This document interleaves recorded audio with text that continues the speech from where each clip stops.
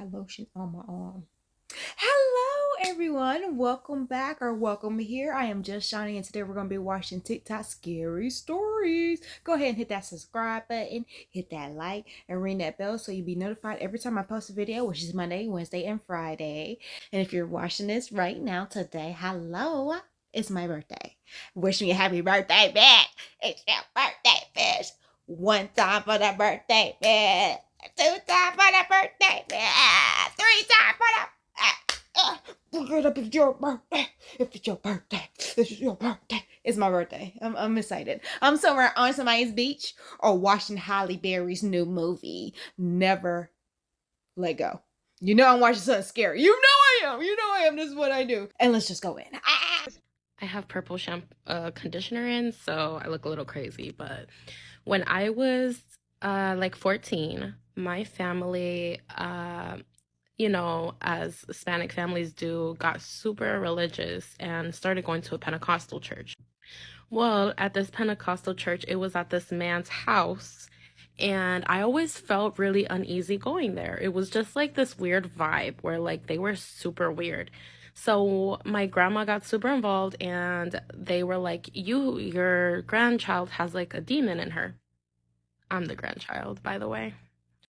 And so it was crazy, but they decided like that they had to do like a cleanse in my parents' home. So they went to my parents' house, where I lived, obviously, and they went into my room and I had like my Spice Girls poster from when the movie and all that stuff.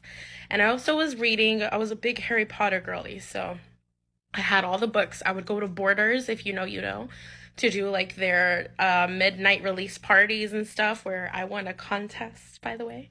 And they decided to throw away my books. Like they grabbed a trash bag and started basically terrorizing my room. Like, this is evil, these are prostitutes, blah, blah, blah. So that same night we went in a circle and we were praying. And the pastor was on my right side. And I will never forget the feeling that I got coming from that vibe of prayer. It felt like quite literally the devil was right next to me. And my whole right side just froze. And my skin, like, just like goosebumps. I'm getting goosebumps now. So I didn't say anything about it because I was like, maybe I am, like, whatever. Like, maybe I am the issue. So that same night, I go to bed, and at like 2:59 a.m., I had an old school like alarm clock. Back then we didn't have phones, and I look at the time and it just goes 2:59, then it like strikes 3. And right when it strikes 3, on my doorway at that door, I just start hearing women whispering. Like, I don't know what they're saying. It just sounds like chanting. It was so freaking scary. I grabbed my cobija and I just put it over me. I could not move. I was literally sweating like crazy. And ever since then, I felt like whatever they like let out in that prayer has followed me into our new homes and stuff like that. Now I know more about saging and things like that, but for a really long time I had like really paranormal things happen at my old homes, and I can tell you about them if you want to know. Go follow that creator, follow all the creators. I knew she was a millennial by her shirt.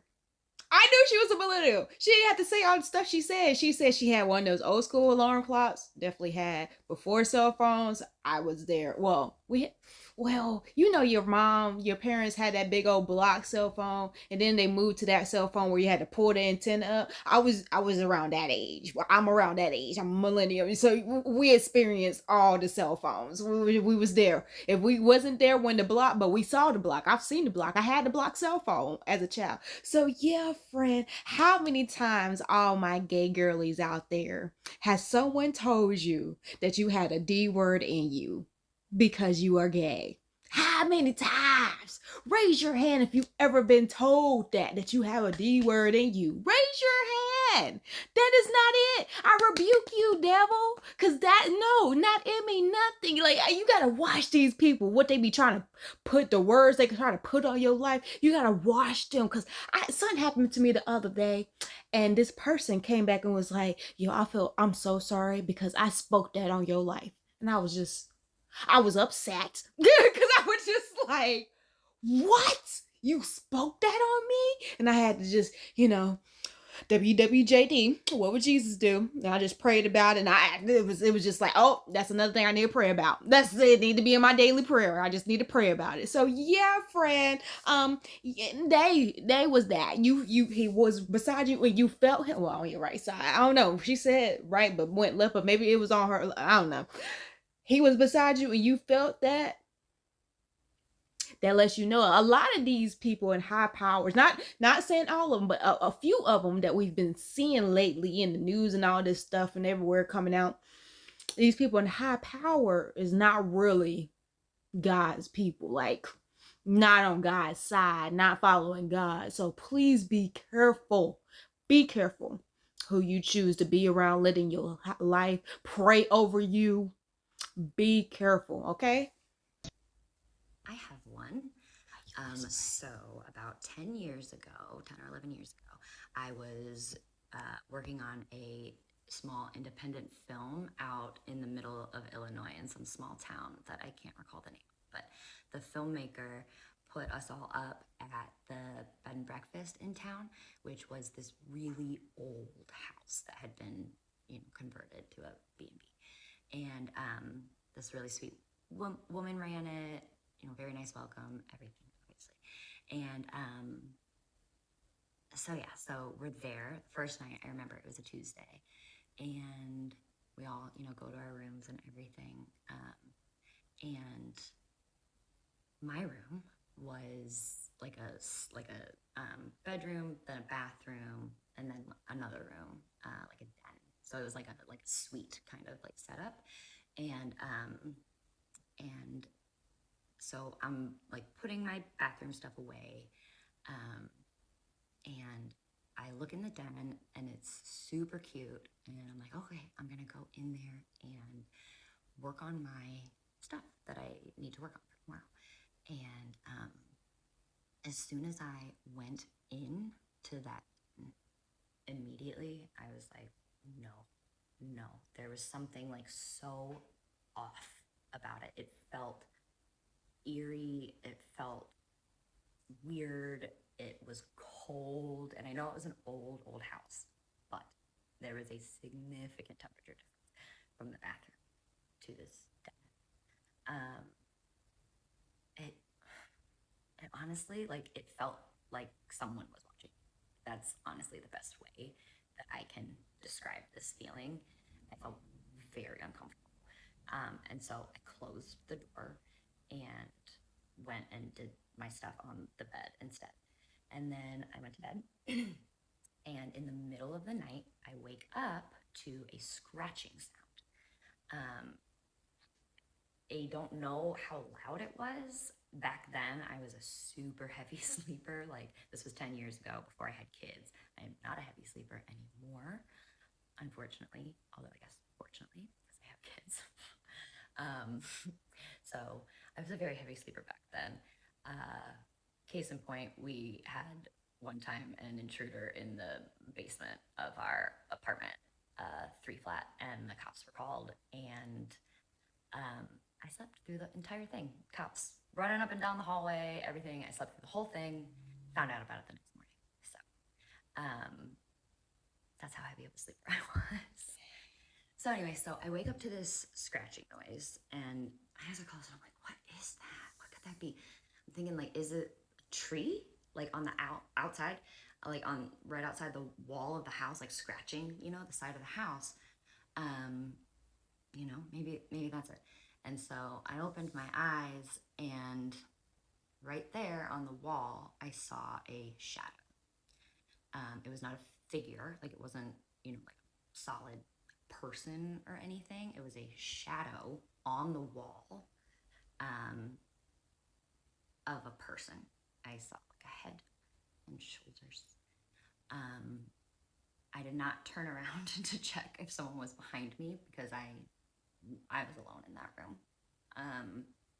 So I just pulled the covers over my head and went to sleep because I was terrified. And woke up the next day. I didn't tell anybody about this. I didn't want to be that weird girl that's like, my hotel room is haunted, even though it totally was. And I didn't want to, like, I don't know, make any drama or anything. I didn't want to seem like I wasn't appreciative of, like, being, you know, given this room. So I just, whatever. And then that night, nothing happened. The next night, nothing happened. Nothing actually ever happened again. But come Friday, we're shooting all of our outdoor stuff, and the director wanted to use all natural light, so the lighting guys had the day off.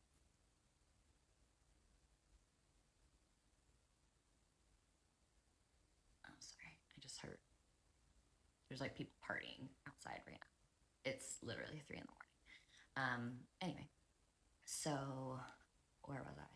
So the lighting guys, they had the day off. They stayed and hung out at the B&B. And then Friday night, we have the like production wrap party. We were done filming. And these 2 guys come up to me and they're like, Allie, we have a story for you. And I'm like, what? And they're like, it's about your room. Just like my chills. I was like, what? What are you going to tell me about my room? So this is what the woman told them. She had had a medium come at some point, I don't know, to like check out the house. The only place that the medium got any type of activity was my room, specifically the den. The woman has always had trouble keeping that den warm, even though there's like heaters like installed in that room, which I found out from the guys telling me that.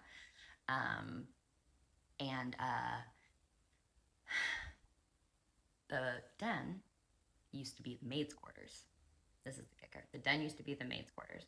The door from the bathroom to the den didn't used to be there. That was part of the renovation. That was a wall. There was a separate staircase from the back porch that led up to the maid's quarters. And when they renovated, they boarded that up on the back porch. And but what this woman told these guys, now remember, I have not told anybody about what I experienced in this room. And this woman told these guys that when they saw the staircase, there were scratches along the wall, like going up the staircase or down, I don't know. So her theory was like maybe this woman had nice nails and liked to scratch her nails along the wood as she walked up and down the stairs, or like, I don't know if she had a tool, or like maybe she was just a very tactile person and liked to scratch things. Anyway, there were scratches. When I am staying in this B&B, this staircase is boarded up. Oh my God. That's me. I just spooked myself. Scare me. So anyway, so yeah, so the staircase is boarded up, and on the boarded up like wall, there's a painting of this maid, and she looked like me. Can't really tell with the lighting, but my hair is red. She was fair with freckles, red hair, blue eyes. She looked like me. I heard scratching, and the next morning I went and looked around the house and to see if there was a tree. No tree. So what was the scratching? I think it was her. Yeah. Super creepy. Needless to say, that night I made several people sleep in that room with me. I was not going to sleep in there alone. But my theory is the first night, I think she was just kind of like checking me out to see, I don't know, if I was trouble or not. I don't know. But we were cool after that. But yeah, that story still kind of creeps me out. to this day. It's a fun one to tell.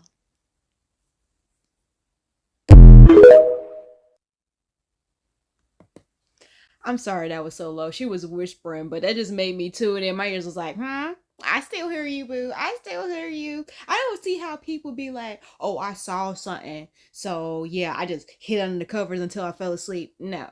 Not me. Not doing that because you're not getting me while I'm asleep, while I'm under the covers. Like, no, stop it. I'm getting up as quickly as I can and cutting on the lights. Cutting on all the lights and looking around. This is me. Being real quiet so I can hear. Cause I got these ears on the side of my head. You ain't gonna see them. You might have seen me in one video, but you're not gonna see my ears, Holmes. You're not gonna see my ears, cause they big. They be satellites on the side of my head, just tuning in. That's me. I'm up.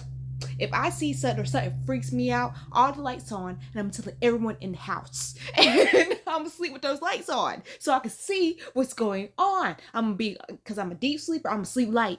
So I know I'm good. Ain't nothing gonna sneak up on me. So yeah, friend, that is wow. The fact that you hear the scratches, seeing the thing, and then they come back and tell you about it, and the girl looks like you. Oh my goodness, that's scary. That's scary because I'm just okay. The maid's quarter, so they had one maid, and that's what I'm assuming is this one maid. How did that maid unalive herself? Like how? Well, I guess she didn't unalive herself, but how did she become unalive? Be doing my research. I'll be figuring it out. So yeah, that's my question, friend. Okay, so when I was little, I was about, I don't know, like 6 or 7 years old, and I went down to the south part of Texas where my grandma lives. And my grandma was really, she was old, and I went with my family to stay with her, visit her in the summer. And I was always scared of her house. I was always seeing things and hearing things, and she would tell me stories of things she would see. And I just thought, that at first when she would tell me, I thought, okay, she's just old and she's hearing and seeing things and they're not really there. But then I started seeing and hearing things like that were scary, like babies crying in the middle of the night. I would see shadows and, hear like walking and things moving. And I was just scared of her house. And one of the reasons why I was scared of her house is because my uncle passed away, and he lived with her, and he had a room there that she just left intact. She never um, took anything out. She left all his clothes in the closet, and posters that were hanging on the wall. And it was just scary to me. But one night, we for whatever reason, I haven't even asked my mom why, but we wouldn't stay there at night.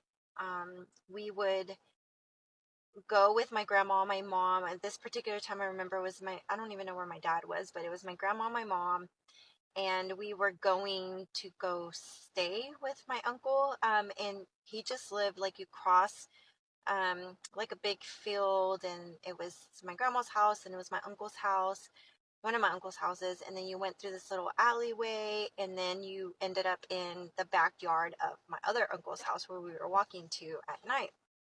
And it wasn't even that dark yet. The sun was setting. It was in the evening, and we were leaving. And so my mom there was like a little porch area. My mom was trying to lock the front door, and she tells me, "Can you go look in your uncle's room and make sure that I put the windows down, that they're down in case it rains or something?" And I was like, okay, and I walked off the porch, went around through the front of or right in front of the porch, and I just kind of peeked in. And when I peeked in, the windows were down, but I could still see through the curtains.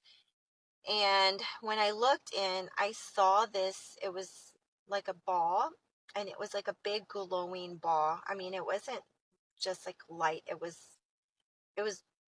very lit up, and it looked like a ball of fire or something, like orangey red. And then I just saw it move from one side of the room and just really fast across the room towards the living room, like where my mom was standing at locking the front door. And at that time, I just got this weird feeling like I froze in fright and goosebumps all over me. And I just stood there completely frozen. I started freaking out. I started crying. And my mom comes running to me and she's hugging me and she's like, "What happened? What happened?" And I couldn't even talk to her. I was just still crying. And then finally, she calmed me down. We walk over to my aunt's house, and I remember they gave me like a glass of like salt water that I was supposed to drink, supposedly to because I got frightened so bad that I had to have this salt water um, to kind of help with that. And then I was finally able to talk to her, and I told her what I saw. And she just kind of looked at me and she's like, "Oh, you're seeing things." And it wasn't until way later as an adult that we talked about that incident. And she told me that she didn't want to tell me this at the time because of how scared I got. But she also got just as scared because at the same time that I was, screaming and crying, that she also froze up because she heard clear as day footsteps. Not really like footsteps, but more like stomping. She heard stomps coming from the direction of my uncle's room towards the front door. And she said she even like fumbled with the keys trying to like put them in and lock it. And that she had to lock it real quick before she came running to me because she didn't know if somebody was in there trying to come out or what was going on.